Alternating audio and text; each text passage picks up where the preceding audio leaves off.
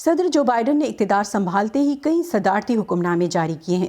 جن سے ان کے بقول وہ ٹرمپ انتظامیہ کی ناقص پالیسیوں کو ختم کر رہے ہیں۔ بائیڈن انتظامیہ کا کہنا ہے کہ گزشتہ 4 برسوں میں جو نقصان ہوا ہے اس کے ازالے میں وقت لگے گا۔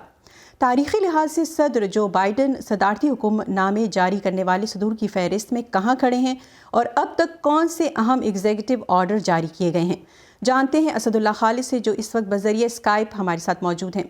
جی اسد، کتنے تاریخی ہیں یہ حکم نامے اور اب تک صدر بائیڈن کی جانب سے جاری کیے گئے ہیں، اور یہ ان کے پیش رو سے یہ کتنے مختلف ہیں؟ نیلوفر، اب تک امریکہ کے 46ویں صدر کی جانب سے 20 جنوری کی جب انہوں نے حلف اٹھایا تو اس کے بعد سے اب تک لے کے اگر ہم دیکھتے ہیں تو جو ایگزیکٹو آرڈرز انہوں نے مسلسل پہلے دن ہی، اگر ہم جنوری 20 کو ان کے ایگزیکٹو آرڈرز دیکھیں تو 15 سے 22 ایگزیکٹو آرڈرز ہم اس ٹرم میں ان کو کہہ سکتے ہیں کہ ان آرڈرز میں وہ آرڈرز بھی شامل تھے جو کہ پروکلیمیشنز ہوتے ہیں، جو کہ میمورینڈا ہوتا ہے، ان سب کو ملا کے تقریباً 22 آرڈرز جو تھے وہ جاری کیے گئے تھے، جس میں کافی اہم آرڈرز تھے۔ اور اگر ہم اوور آل پرانے صدور سے اس کو کمپیئر کرتے ہیں تو ریسنٹ ٹائمز میں صدر اوباما کی جانب سے 16 آرڈرز جاری کیے گئے تھے، اس سے پہلے ہم صدر ٹرمپ کی جانب سے اگر دیکھتے ہیں تو 12 آرڈرز جاری کیے گئے تھے۔ لیکن اب تک پہلے 4 ہفتوں میں اگر ہم پہلے 4 ہفتوں کی پرفارمنس کا جائزہ لیتے ہیں یا آرڈرز کا نمبر کاؤنٹ کرتے ہیں تو پریزیڈنٹ بائیڈن کی طرف سے اب تک 30 ایگزیکٹو آرڈرز جاری کیے جا چکے ہیں، جو کہ آف کورس اپنی نوعیت کا بھی ایک ریکارڈ ہے۔ اس سے پہلے یہ 1933 میں فرینکلن روزویلٹ کے زمانے میں ہوا تھا کہ ان کی جانب سے 30 ایگزیکٹو آرڈرز پہلے 4 ہفتوں میں جاری کیے گئے تھے۔ اگر ہم مزید اس کو بائیفرکیٹ کرتے ہیں جو یہ آرڈرز جاری کیے گئے ہیں تو ان میں بھی ہمارے پاس بھی 30 ایگزیکٹو آرڈرز ہیں، 4 سبسٹینٹیو پروکلیمیشنز ہیں۔ بیسیکلی بیسک ڈفرنس یہ ہے کہ ایگزیکٹو آرڈرز جو ہیں وہ گورنمنٹ ایجنسیز کے لیے ہوتے ہیں، پروکلیمیشنز جو ہیں وہ پرائیویٹ جو آڈینس ہے اس کے لیے ہوتے ہیں، اور اس کے علاوہ یہ ایکسٹرنل آڈینس کے لیے ہوتے ہیں۔ سو یہ تقریباً اب تک ہم نے جو ٹوٹل ملا کے دیکھیں تو 45 آرڈرز جاری کیے گئے ہیں جو بائیڈن کی طرف سے، جو کہ اٹسیلف ایک تاریخی نمبر ہے۔ تو اسد، یہ جو جتنے بھی ایگزیکٹو آرڈرز ہیں ان میں کتنے اندرون ملک کے لیے ہیں اور کون سے ایسے ہیں جن کا اثر جو ہے بین الاقوامی طور پر ہوگا؟ سیاسی ماہرین کیا کہتے ہیں کہ اتنی بڑی تعداد میں یہ حکم نامے جو جاری کیے گئے ہیں؟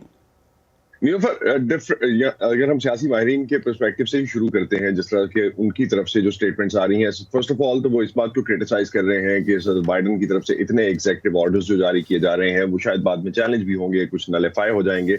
لیکن اس کے ساتھ ساتھ ان کی جو پاور ہے اس کو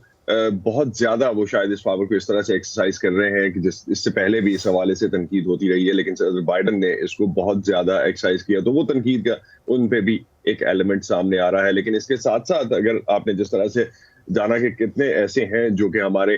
لوکل جو امریکہ کی لوکل کنزمپشن کے لیے ہیں یا لوکل آڈینس کے لیے ہیں، تو اس میں 15 ایگزیکٹو آرڈرز جو تھے وہ صرف اس لیے جاری کیے گئے کہ کووڈ-19 سے ریلیٹڈ جو رسپانس ٹرمپ ایڈمنسٹریشن کی طرف سے بنایا گیا تھا، بائیڈن انتظامیہ یا صدر بائیڈن اس سے خوش نہیں تھے، تو ان کو ریورس کرنے کے لیے، ان کو چینج کرنے کے لیے، ان میں امینڈمنٹ کرنے کے لیے 15 آرڈرز اس طرح سے جاری کیے گئے۔ اس کے علاوہ کچھ امیگریشن سے ریلیٹڈ تھے، کافی امپورٹنٹ آرڈرز جو تھے وہ 7 ممالک خاص طور پہ جس کو مسلم بین بھی کہا جاتا ہے اس کو ریورس کیا گیا۔ امیگریشن، ایجوکیشن، اکانومی، اس کے علاوہ ہم نے ریسزم کے حوالے سے دیکھا کہ صدر بائیڈن کی جانب سے جو ایگزیکٹو آرڈرز جاری کیے گئے وہ ہمارے سامنے آئے۔ لیکن ابھی تک اگر ہم دیکھتے ہیں تو سب سے زیادہ جو ایکسٹرنل آڈینس کے لیے تھے اور انٹرنیشنل کمیونٹی کے لیے ڈیل کرنے کے لیے تھے، اس میں ہمارے پاس پیرس کلائمیٹ ہے جو کہ ریجوائن کیا امریکہ نے، اور اس کے بعد